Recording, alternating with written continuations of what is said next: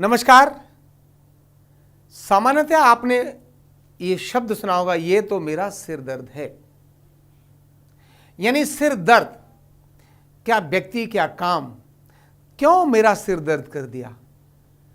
कुछ भी ऐसी बड़ी चीज आते ही तुरंत सिर पर लेकर बैठते हैं, और जब सिर दर्द होता है, क्यों सिर दर्द कहते हैं कि सिर दर्द है तो बाकी सारे काम खत्म, कुछ भी काम होकर नहीं देता। यानी सबसे बड़ी प्रॉब्लम जो पूरा कब्जा कर ले इस पूरे एरिया को, वो हो जाता है सिर दर्द। जहां पर व्यक्ति होता है मजबूर कुछ भी न करने के लिए और असहाय महसूस करता है। तो ऐसे सिर दर्द की बात करेंगे आज हम। जानेंगे सिर दर्द क्या होता है, इसके लक्षण क्या हैं, इसका कारण क्या है, और सिर दर्द ना हो इसका निदान क्या हो सकता है, न्यूरोथेरेपी ट्रीटमेंट क्या हो सकता है, और क्या कुछ सावधानी भी रखी जा सकती है। तो जी हां, बात करते हैं सिर दर्द की और जानते हैं सबसे पहले इसके लक्षण। दर्द का मतलब दर्द, सिर का मतलब सिर। तो सिर में होने वाला दर्द किसी भी पर्टिकुलर एरिया से शुरू होकर, एक बिंदु से शुरू होकर पूरे सिर में जब फैल जाए, तो पूरे सिर में फैल सकता है, किसी एरिया में हो सकता है, किसी पर्टिकुलर एरिया में हो सकता है, सारे दिन में हो सकता है, आगे पीछे कहीं भी हो सकता है, थोड़े समय के लिए हो सकता है, ज्यादा समय के लिए हो सकता है, कंटिन्यू भी कई दिनों तक हो सकता है, जिसके कारण उल्टियां आ सकती हैं, बेचैनी हो सकती है, घबराहट हो सकती है, नोजिया हो सकता है, नींद नहीं आती है, इंसोमेनिया हो सकता है। यानी सिर दर्द के ये अनेक सारे कारण हैं। तो क्यों होता है सिर दर्द, इसके कारणों को हम जरूर जानें। तो दो प्रकार के कारण इसमें है, एक है प्राइमरी यानी प्राथमिक, और दूसरा है माध्यमिक। तो जो प्राइमरी कारण है, उस प्राइमरी कारण के अंदर आते हैं, सबसे पहला आता है तनाव, चिंता से, यानी माइग्रेन। माइग्रेन इसका प्राथमिकता आता है। तो माइग्रेन, थोड़ा बहुत दर्द आया, आधे शीशे में दर्द हो सकता है, आधे सिर में दर्द हो सकता है, यह माइग्रेन है। माने एक लिमिट तक गया और उसके बाद फिर, और माइग्रेन की सामान्यतः जो एक उम्र है, मैक्सिमम 18 साल है, मिनिमम तो कभी भी ठीक हो सकता है। माइग्रेन के लिए इस प्रकार का कहा जाता है कि 18 साल तक माइग्रेन रहता है, उसके बाद ठीक हो जाता है। लेकिन माइग्रेन एक प्रकार का दर्द हो सकता है। दूसरा, तनाव से होने वाला दर्द। अभी दर्द आया, यह तनाव से होने वाला दर्द 2 घंटे 3 घंटे रहता है, थोड़ी देर विश्राम किया, खत्म हो जाता है। तीसरा, किसी भी प्रकार की ऐसी चीजें हमने खा ली जिनके कारण से हमारे को दर्द आ गया, सिर दर्द आ गया, गैस के कारण दर्द आ गया, एसिडिटी के कारण से दर्द आ गया, और छोटी मोटी ये चीजें लगी हुई हैं, ये हमारे प्राथमिक यानी प्रारंभिक दर्दों में आते हैं। लेकिन दूसरा दर्द जो माध्यमिक दर्द है, वो एक बड़ा दर्द है, वो और भी इससे अधिक खतरनाक दर्द है। और वो कैसा है कि इस दर्द का कारण कुछ और होता है, कारण, और ये दर्द कंटिन्यूएशन में रहता है, और बहुत बार यह दर्द एक बार दवा खाने के बाद कम हो जाएगा, फिर से दोबारा शुरू हो जाएगा, फिर से दोबारा शुरू हो जाएगा। तो इस दर्द के कारणों को जानना भी बहुत जरूरी है। जैसे ब्रेन में ट्यूमर हो गया, अब ब्रेन ट्यूमर के कारण होने वाला दर्द आप दवा ले लेंगे, कम हो जाएगा, लेकिन फिर शुरू हो जाएगा, और पूरा खत्म हो जाएगा, यह भी आवश्यक नहीं है। Continue continue continue continue continue continue होता रहेगा, चक्कर आते रहेंगे, सिर दर्द होता रहेगा, जी मिचलाता रहेगा, घबराहट होती रहेगी, फटीग होता रहेगा, काम करने की इच्छा नहीं होगी, ये सब उसके कारण बना रहता है। ट्यूमर हो सकता है। आई साइट के कारण से होने वाला दर्द भी, यानी अगर आंखों में कुछ खराबी आ गई है तो होने वाला दर्द भी, वो एक लंबे समय तक रहने वाला दर्द होता है। शुरुआत में थोड़े समय के लिए रहता है, लेकिन धीरे धीरे यही गहरा दर्द बन जाता है। और इसी प्रकार से क्रॉनिक, जिनको गैस, सीवियर गैस बनती रहती है, उनको भी गैस के कारण होता है। और सबसे बड़ा कारण है तनाव। तनाव के कारण होने वाला दर्द तो ब्रेन के ट्यूमर से भी होने वाला भयंकर दर्द होता है। और यह तनाव थोड़े थोड़े से होते होते एक लंबे समय तक, मैंने इस प्रकार के केसेस को देखा है कि जब सिर दर्द ऐसे लोगों को आया, पूरा शरीर कांपता है, आंखें ऐसे हो जाती हैं जैसे उनको कुछ दिखाई नहीं दे रहा है, ऐसे बात करेंगे, ये उनकी हालत हो जाती है। और उल्टी होने की इच्छा होती है, वो कुछ खाते नहीं, उनका भूख भाग जाती है, नींद भाग जाती है, ऐसा हाल उनका बेहाल हो जाता है। लेकिन कारण क्या था? तनाव, चिंता, उसके कारण से सिर दर्द आ गया। यही सिर दर्द माध्यमिक सिर दर्द के रूप में कहलाया जाता है। यह बहुत खतरनाक चीजें हैं, केवल अकेला नहीं है, लेकिन हाँ, ये सारे सिर दर्द को जानना चाहिए, समझना चाहिए, और समझ करके उसका पूरा प्रॉपर निदान करना चाहिए। यह निदान करने से पहले इसके लिए सावधानी रखना भी जरूरी है और कुछ घरेलू उपाय करना भी बहुत जरूरी है। जैसे सिरदर्द आया, मान लो ध्वनि से सिरदर्द आया, आवाज से सिरदर्द आया, हल्ला मचाने से सिरदर्द आया, बेड में स्मेल या एलर्जी से सिरदर्द आ गया, तो इन सिरदर्दों के लिए तो ये चीजें ऐसी हैं जिनको अवॉइड किया जा सकता है। तनाव की बात है तो तनाव भी अवॉइड किया जा सकता है अगर आप अच्छे किसी विशेष प्रशिक्षण, जो प्रशिक्षक है उससे अगर आप ट्रेनिंग लें तनाव से मुक्ति होने के लिए। हमारे आरोग्य पीठ में हम अंतर्मुखी क्रिया कराते हैं, बॉडी बैलेंसिंग कराते हैं और वहाँ तनाव मुक्त करने के एक सरल तरीके भी हम लोगों को सिखाते हैं तनाव मुक्त करने के। और इसी प्रकार से तनाव के साथ साथ मुक्त करने के अलावा भी कुछ खाने पीने की सामान्य चीज़ें हैं जिनका प्रयोग करना चाहिए। जैसे खाने पीने का एक रूटीन बनाना चाहिए, प्रॉपर रेस्ट करना चाहिए, नींद बहुत आवश्यक है। अगर आपको सिर दर्द है और आप सोते नहीं हैं ठीक से तो भी आपको सिर दर्द ठीक नहीं होगा, तो सोना चाहिए। कुछ रूटीन में सुबह शाम के सैर, व्यायाम, योगासन, प्राणायाम ये सब भी जोड़ने चाहिए, ये भी सिर दर्द को ठीक करते हैं। और साथ ही अपनी दिनचर्या के अंदर और अपनी जीवन शैली में परिवर्तन करना चाहिए, क्योंकि ये सिर दर्द, माइग्रेन, साइकोसोमेटिक डिसऑर्डर्स हैं, हमारी लाइफस्टाइल से जुड़े हुए रोग हैं, हमारी भागदौड़ से जुड़े हुए रोग हैं, हमारी जीवन शैली से जुड़े हुए रोग हैं। इसीलिए हमें वहाँ पर भी बड़े लेवल पर इसमें काम करने की आवश्यकता है और एक व्यक्ति से नहीं, संपूर्ण समाज में इसके लिए काम करने की आवश्यकता है। तो मिल करके यह काम किया जा सकता है। लेकिन खाने पीने को ध्यान में रखने के बाद सिर की मसाज कराना, कुछ ऑयल भी आते हैं जिनसे सिर की मसाज करने से सिर दर्द ठीक हो जाता है। देसी घी, जैसे मेरी माताजी, जब कभी मुझे साइनस या किसी और कारण से सिर दर्द हुआ, वो उन्होंने गाय का घी लिया और गाय के घी से इस पूरे तलवे की ऊपर से जोर जोर से तप दे करके मेरी मालिश की और हाथ और पैर की थोड़ी मालिश की, सिर दर्द खत्म। और किसी को भी घर में, परिवार में अगर सिर दर्द होता है तो वो ऐसे ही करके ठीक कर देती थी। बड़ा सरल तरीका है। पानी पर्याप्त मात्रा में पीना चाहिए जिनको सिर दर्द होता है, और जिनको कोल्ड के कारण सिर दर्द होता है उन्हें ठंडी चीज़ों को अवॉइड करना चाहिए। तो जो कारण है उनको अवॉइड करना और सामान्य अच्छी चीज़ों को जीवन में अपनाना, मस्त रहना है, स्वस्थ रहना है, व्यस्त रहना है, तो सिर दर्द से भी मुक्त रहना है। तो आइए अब जानते हैं न्यूरोथेरेपी के ट्रीटमेंट जो सिर दर्द को ठीक करते हैं। और जैसा मैं हमेशा बताता हूँ, एक दो नहीं हजारों लोगों को मैंने सिर दर्द से मुक्त किया होगा। अगर मुझे कहीं रौब दिखाना है, कोई जादू दिखाना है, कोई इफेक्ट दिखाना है, कोई परिणाम दिखाना है न्यूरोथेरेपी का, तो मैं सिर दर्द वाले पेशेंट्स को बुलाकर उसी समय सिर दर्द ठीक करता हूं और वो व्यक्ति एकदम कहता है वाह मजा आ गया, आंखें ऐसी थी, खुल गई मेरी आंखें, ऐसे बोलता है। ऐसा जादुई चमत्कारिक ट्रीटमेंट है न्यूरोथेरेपी का। तो आइए मैं आपको दिखाता हूं न्यूरोथेरेपी का सिर दर्द का ट्रीटमेंट।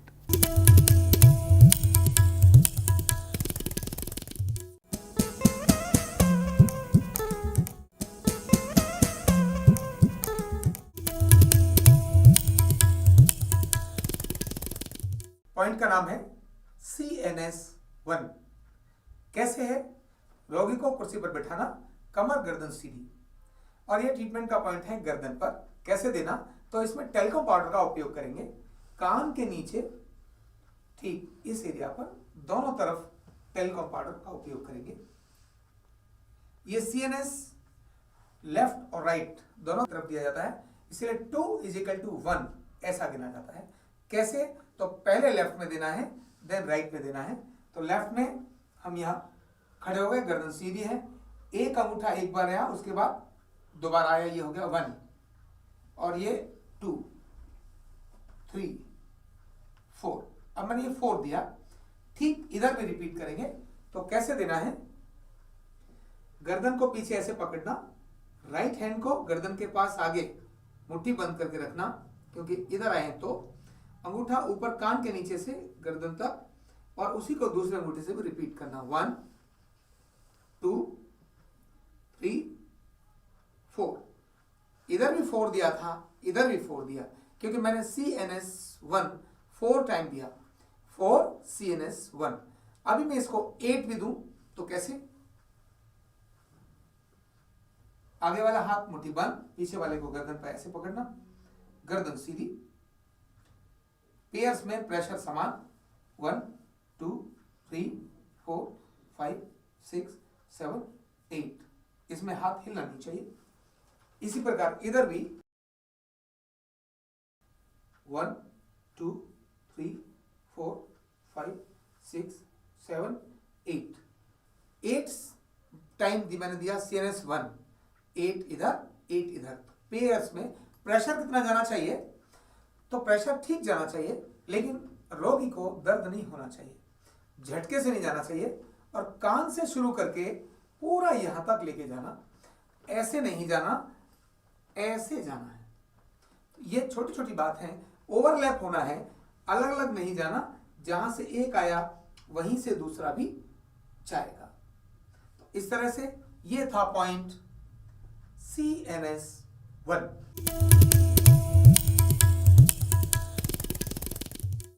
पॉइंट का नाम है LUCW।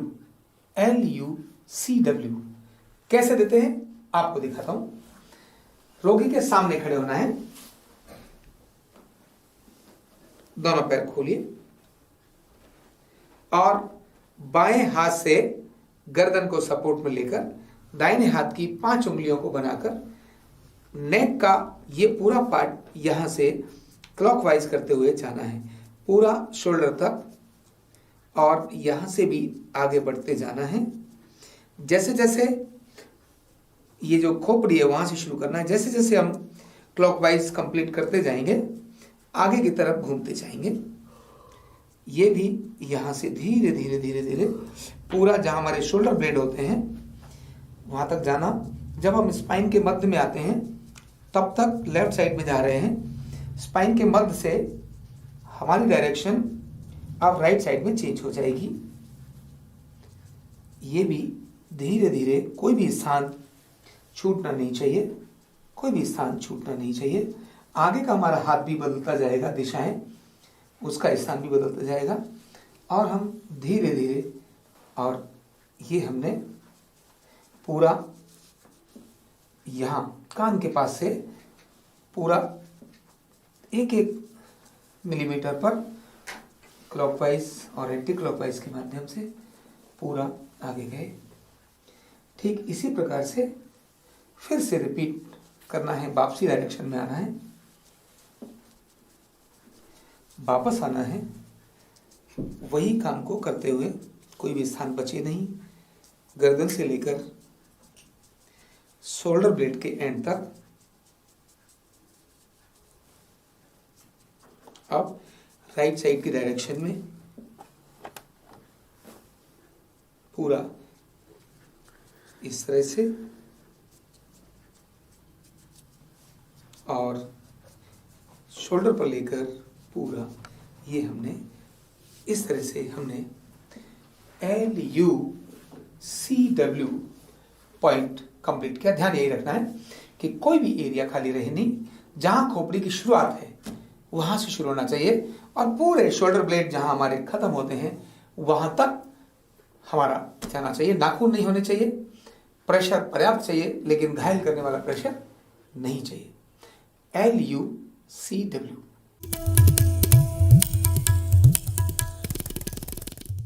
पॉइंट का नाम है SHPUL। SHPUL कैसे देते हैं? रोगी को चेयर पर बिठाकर कमर गर्दन सीधी, शोल्डर पर अपनी दोनों तरफ उंगलियां ऐसे रखना, हथेली सहित। अभी शोल्डर्स को पुल करना है, इसीलिए कैसे करना है? तो हल्का अपने को झुकना है, सांस भरनी है, रोगी को सांस भरो, छोड़ो। अभी ध्यान करने की बात यह है कि जब हमने शोल्डर्स को पुल किया तब यहां के मसल्स ऊपर खींचने चाहिए, लेकिन आगे की उंगलियां दबाव न डालें। देखिए फिर से कैसे, ये सांस भरी और छोड़ दी। फिर से देखिए, सांस भरी और छोड़ दी। फिर से सांस भरी और छोड़ दी। ध्यान करने की बात है इसमें कि जब हम आगे से पकड़ते हैं तो ये उंगली ऐसे नहीं होनी चाहिए, यानी इन उंगलियों का प्रेशर ऐसे नहीं होना चाहिए, ये उंगलियां ऐसे होनी चाहिए, ग्रिप हमारी इस प्रकार से हो। ऐसे ना होकर ऐसे ग्रिप होगी, तब रोगी को दर्द नहीं आएगा। ये 1:1 के रेशियो में दिया जाता है। अगर 3 SHPUL अगर लिखा है तो 3 बार इसको ऐसे देना है। ये था पॉइंट SHPUL।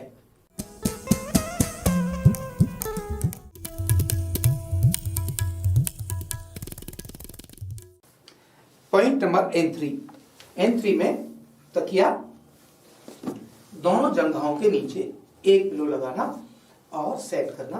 थोड़ा सा पैरों में अंतर होने के बाद स्टैंड्स हमारे हिप्स के, रोगी के हिप्स के पास में दोनों स्टैंड्स या कुर्सी, बीच में खड़े होकर या साइड में खड़े होकर पहले एक पैर कहां पर प्रेशर डालना है ध्यान करिए।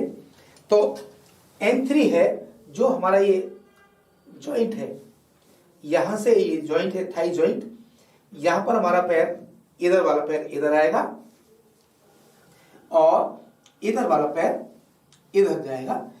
ये जगह हमारे दोनों पैरों की होगी, मतलब हमारे पैर का एक हिस्सा इधर स्पर्श करेगा और बाकी पैर थाइस पर रहेगा। कैसे है अब आप देखिए, यहां देखिए दोनों पंजे साइड में खुले रहेंगे। अगर पंजे अंदर हैं तो दर्द का कारण होंगे। पूरा शरीर रिलैक्स, दोनों हाथ ऊपर की दिशा में। हमने अपने को एक पैर रखा, अभी अपना संतुलन अपने ऊपर बनाया। दूसरा पैर रोगी के दूसरी जांघ पर रखा। हमारी एड़ियां मिली हुई होनी चाहिए, पंजे बाहर की तरफ, जो पेल्विक बोन है उसको स्पर्श करते हुए अभी हमारा वजन नहीं डाला। यहां प्रेशर हल्का इनसाइड जाएगा, बाहर नहीं, सीधा भी नहीं, थोड़ा सा ये इनसाइड ऐसे, यानी ये हमारा प्रेशर ऐसे हमने डाला। और प्रेशर से रिलीज करने का तरीका क्या होगा, हल्का सा घुटने मोड़ने और वजन अपने स्टैंड्स पर और हल्का ऐसा। यहां पैर उठा भी सकते हैं लेकिन शरीर से छोड़ने नहीं है। ये क्रम है हमारा।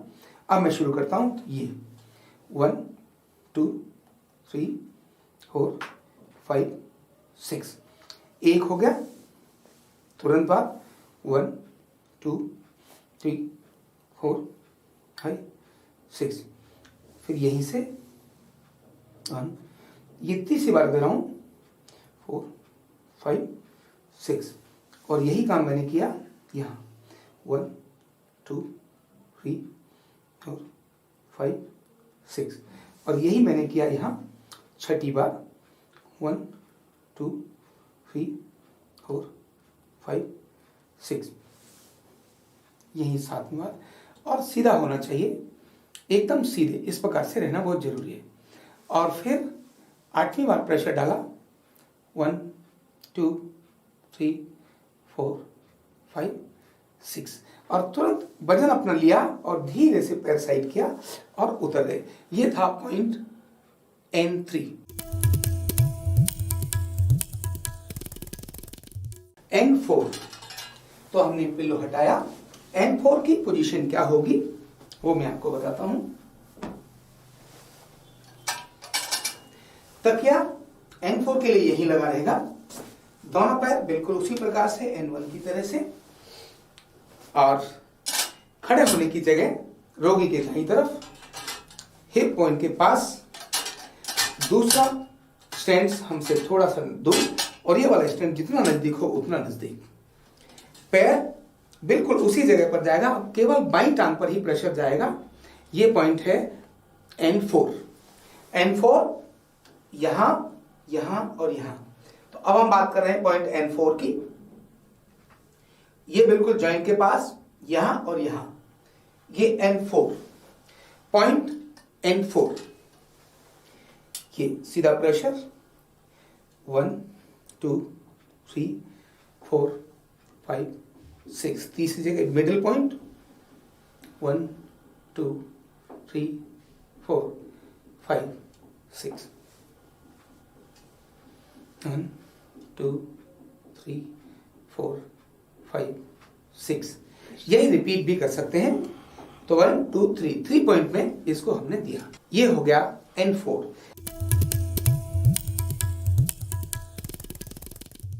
अभी N5 N5 पहले जंघा के पास, प्रेशर हल्का इनसाइड, पूरे पंजे से एड़ी और अंगुलियों को बचाकर। 1 2 3 4 5 6। तुरंत बाद बीच में 1 2 3 4 5 6। इसी प्रकार नीचे वाला पॉइंट 1 2 3 4 5 6। इसी को फिर से रिपीट कर रहे हैं हम। 1 2 3 4 5 6। 1 2 3 4 5 6। और यही नीचे 1 2 3 4 5 6। ये हमने N5 कंप्लीट किया। पॉइंट LK1 कैसे देते देखिए। पिलो को, तकिया को हमने शोल्डर जॉइंट के पास लगाया और इस तरह से बाजू को रखा। बाजू सीधी भी कर सकते हैं लेकिन ऐसे बाजू रखनी है। दूसरा पिलो दोनों टांगों के बीच में और लेफ्ट हैंड नीचे, राइट हैंड इधर। LK1 को हम राइट हैंड में देते हैं। कैसे देते हैं, कैसे रहेगा प्रेशर देखिए। ये हमारे स्टैंड की पोजीशन। खड़े होने का तरीका, एड़ी जमीन पर, बायां पैर शोल्डर जॉइंट के पास, शोल्डर जॉइंट पर नहीं, शोल्डर जॉइंट के पास हल्का सा शरीर से सटा हुआ, हल्का सा शरीर से सटा हुआ, लेकिन उंगली भी नहीं आएगी, पंजे की गद्दी आएगी। एड़ी पर वजन रखते हुए, अपना संतुलन लेते हुए ऐसे। दूसरा पैर जंघा पर लेकर जाएंगे। जंघा के शुरुआत वाले पॉइंट पर यहां हमने प्रेशर इनसाइड लेके जाना है, इधर नहीं, इनसाइड लेकर जाना है। अभी दोनों प्रेशर एक साथ नहीं डाले हैं मैंने, ध्यान करेंगे। ये अब सीधे खड़े होना और गिनना 1 2 3 4 5 6। हल्का सा एड़ी से पंजे को रिलीज किया और बीच में पॉइंट लेकर गए। यस, 1 2 3 4 5 6। 1 2 3 4 5 6। उतरने का तरीका, एड़ी पर वजन, पहले ये पैर हटाया फिर ये वाला पैर हटाया। ये था LK1। पॉइंट LK2 कैसे करना है देखिए। रोगी को राइट साइड करवट देके लेटाना, सिर के नीचे तकिया लगाना और लेफ्ट पैर को ऐसे 90 डिग्री में दूसरे पैरों पर रखना, पिलो पर रखना। राइट लेग पूरी सीधी, पूरी स्ट्रेट। राइट में हिप जॉइंट से बराबर से, थाई जॉइंट के बराबर से नी जॉइंट पर 3 to 4 पॉइंट पर 2 to 3 सेकंड के लिए प्रेशर देना है। इधर प्रेशर दिया, इधर प्रेशर दिया, धीरे धीरे ये हो गया LK2। पूरा ऊपर से नीचे LK2 में 1 टाइम नीचे तक जाएगा। और अगर 2 LK2 है या 3 LK2 है तो 3 में यही काम 3 बार नीचे तक जाएगा। 3 बार का प्रेशर। ये पॉइंट हो गया LK2।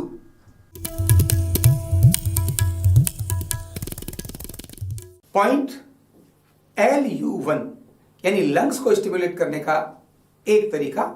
लेकिन शुरुआत कहां से करनी है, लेफ्ट साइड से शुरू करनी है। न्यूरोथेरेपी का कोई भी ट्रीटमेंट शुरू करने के लिए लेफ्ट से ही शुरू किया जाता है। तो ये LU1 लेफ्ट और राइट दोनों ही लंग्स के लिए है। देखिए कैसे। सीधा लेटना है रोगी ने, दोनों बाजू इस प्रकार की स्थिति में, और लंग्स में यहां से लेकर इस स्थान तक रब करना है। मैंने इस कपड़े को हल्का यहां पकड़ा, सलबट नहीं आनी चाहिए। 1 2 3 4 5 6 7 8 9 10 11 12। ऊपर से नीचे 1 2 3 4 5 6 7 8 9 10 11 12।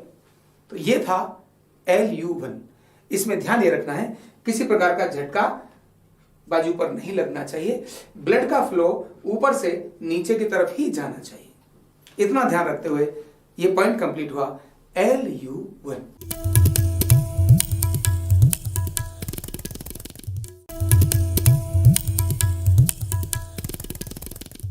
पॉइंट का नाम है AD1।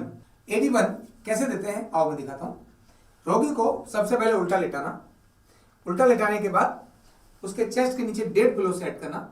पहले एक पिलो लगाना, उसके बाद उसको आधा ओवरलैप करते हुए दूसरा पिलो लगाना, और इस प्रकार से चिन बीच में रखने के बाद रोगी को ऐसे और हाथ नीचे की तरफ करके लेटाना। लेटाने के बाद पॉइंट अप्लाई करना है, और किस जगह करना है तो हमारा जहां ये शोल्डर ब्लेड जहां ये खत्म होते हैं वहां से नीचे लगभग 6 अंगुल के बीच में हमको ट्रीटमेंट देना है। 3 जगह देना है। पहले यहां देना है 2 अंगुल पर, फिर 2 अंगुल पर, और फिर 2 अंगुल पर। ऐसे इन हथेलियों की सहायता से हमको मसाज देकर बाहर की तरफ खिंचाई करनी है। कैसे देखो, और ये देखिए 1 2 3 4 5 6, 1 2 3 4 5 6, 1 2 3 4 5 6, 1 2 3 4 5 6, 1 2 3 4 5 6, 2 3 4 5 6। मतलब ये पॉइंट है 2 = 1। अगर हमने 6 ADR दिया है लेकिन वो 2 = 1 3 पॉइंट्स पर है, इसलिए ध्यान करना। हमने AD1 6 बार देना है तो कैसे देना होगा देखिए।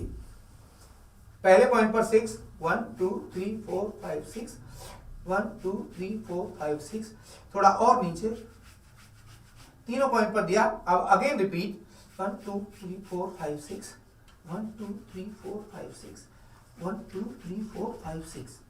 यानी पहले यहां दिया 6, यहां दिया 6, और यहां दिया 6, फिर यहां दिया 6, यहां दिया 6, यहां दिया 6। ऐसे करके स्पाइन के बाद मसल्स को बाहर खींचना होता है। अब अगर मुझे 3 AD1 देना है तो कैसे देना होगा देखिए। 1 2 3, 1 2 3, 1 2 3, फिर 1 2 3, 1 2 3, 1 2 3। इस तरह से 3 जगहों पर 2 = 1। ये था AD1।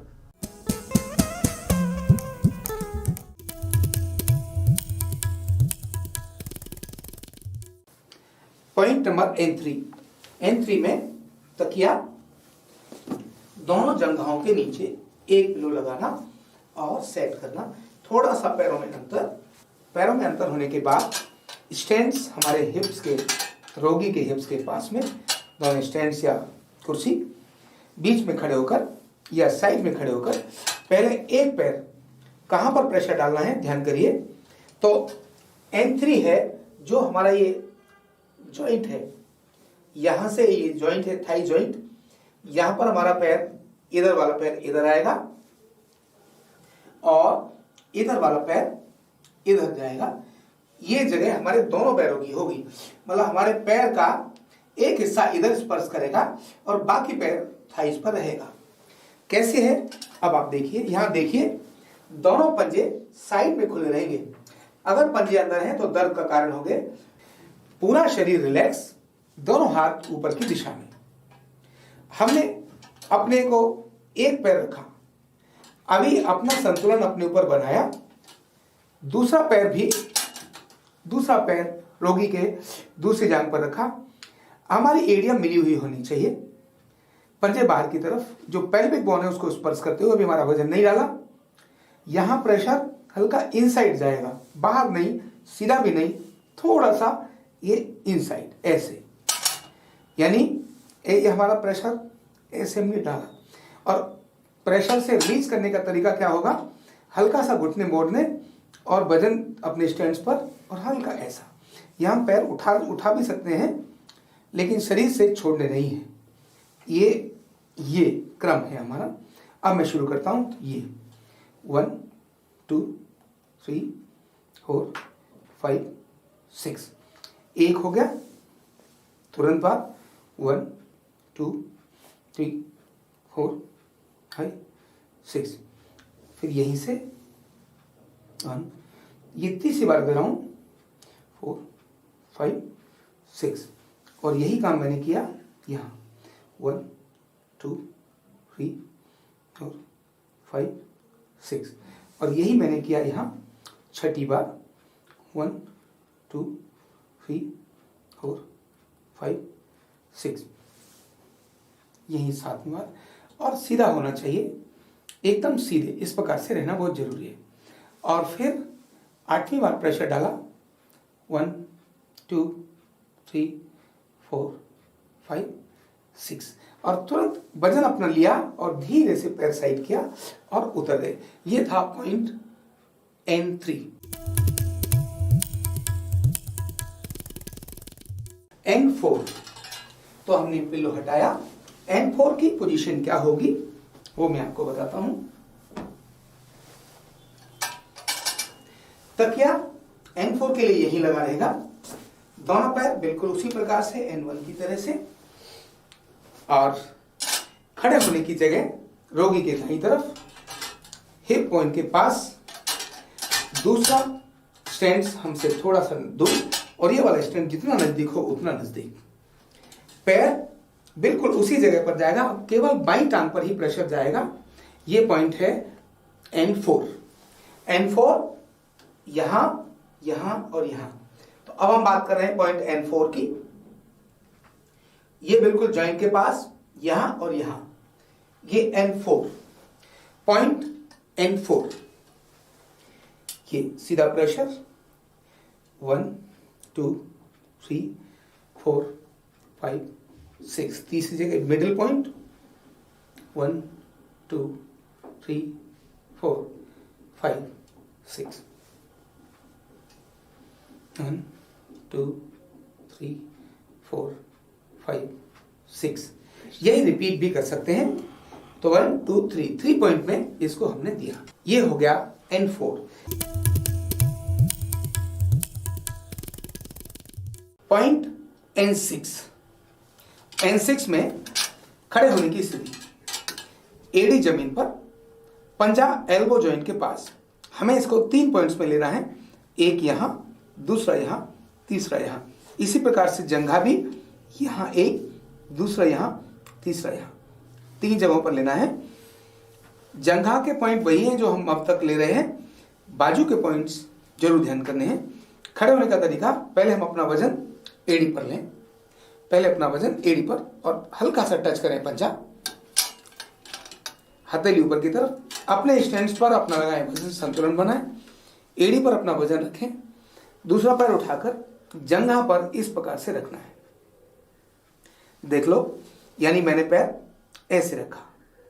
अभी तक पैर हमारे ऐसे चल रहे थे, अब ये पैर का डायरेक्शन इनसाइड आएगा, इसीलिए प्रेशर का एरिया हमारा यहां से यहां तक होगा, एड़ी और पंजा नहीं होंगे, पूरा पैर ऐसे जाएगा। देखिए कैसे शुरू करते हैं। N6 पैर यहां, अभी हमने प्रेशर नहीं डाला, ये पैर रखा, खड़े हुए और एक साथ प्रेशर स्टार्ट। 1 2 3 4 5 6, यहीं से ये पैर नीचे किया बीच में, और इस वाले पैर को भी नीचे लेकर गए, स्टार्ट किया 1 2 3 4 5 6। इसी तरह से ये नीचे लेकर गए यहां, और इसको भी नीचे लेकर गए, स्टार्ट 1 2 3 4 5 6। उतरते समय अपना वजन एड़ी पर लेना, पंजे को हटाना, तब इसको नीचे लेना।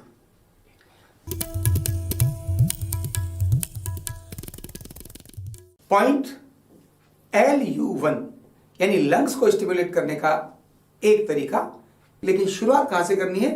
लेफ्ट साइड से शुरू करनी है। न्यूरोथेरेपी का कोई भी ट्रीटमेंट शुरू करने के लिए लेफ्ट से ही शुरू किया जाता है। तो ये LU1 लेफ्ट और राइट दोनों ही लंग्स के लिए है। देखिए कैसे, सीधा लेटना है रोगी ने, दोनों बाजू इस प्रकार की स्थिति में, और लंग्स में यहां से लेकर इस स्थान तक रब करना है। मैंने इस कपड़े को हल्का यहां पकड़ा, सलबटने आनी चाहिए। 1 2 3 4 5 6 7 8 9 10 11 12, ऊपर से नीचे 1 2 3 4 5 6 7 8 9 10 11 12। तो ये था LU1। इसमें ध्यान ये रखना है किसी प्रकार का झटका बाजू पर नहीं लगना चाहिए, ब्लड का फ्लो ऊपर से नीचे की तरफ ही जाना चाहिए। इतना ध्यान रखते हुए ये पॉइंट कंप्लीट हुआ LU1। पॉइंट का नाम है SKL9। SKL9 कैसे देते हैं समझिए। रोगी को सीधा बिठाना है चेयर पर, कमर गर्दन सीधी और गर्दन को हल्का सा आगे झुकाते हुए अपने दोनों अंगूठों की सहायता से जहां हमारी खोपड़ी है, खोपड़ी को कानों के पास से लेकर मध्य की तरफ आए तो बीच वाला एक पॉइंट बनाएंगे। तो 4 इधर और 4 इधर, तो 4 और 4 और एक बीच में पॉइंट। इस प्रकार 8 और 1 9 पॉइंट्स पर हमको प्रेशर डालना है। इसका नाम है इसीलिए SKL9। कैसे देते हैं देखिए, कान के बिल्कुल पास में हड्डी को खोपड़ी के साथ अपने अंगूठों को प्रेशर देकर हल्का इनसाइड प्रेशर दिया, थोड़ा सा और आगे बढ़े, फिर से प्रेशर दिया, थोड़ा और आगे बढ़े, फिर से प्रेशर दिया और थोड़ा और आगे बढ़े और प्रेशर दिया। अब मध्य भाग में जहां हमारा 5वां पॉइंट हो गया, आगे की हाथ की सपोर्ट को देकर पीछे से हमने ऐसे प्रेशर दिया। यही काम दोबारा हम रिपीट करेंगे 1 2 3 4 एंड 5। 1 2 3 4 एंड 5 और हल्का सा इसको रब करना चाहिए। ये था SKL9। तो ये था सिर दर्द का ट्रीटमेंट। जब दर्द हो तब तो करना ही चाहिए, लेकिन दर्द न आए इसके लिए भी करना चाहिए। तो सिर दर्द कैसे ठीक हो गया, कैसे ब्रेन का सर्कुलेशन, कैसे यहां की अनेक सारी प्रॉब्लम ठीक हो गई, इन सभी ट्रीटमेंट फार्मूलों के लॉजिक जानने के लिए आपको आना होगा अपने नेक्स्ट लेवल में, क्योंकि ये सारी बातें मैं अगले लेवल में आपके साथ शेयर करूंगा। तब तक नमस्कार, बहुत बहुत धन्यवाद।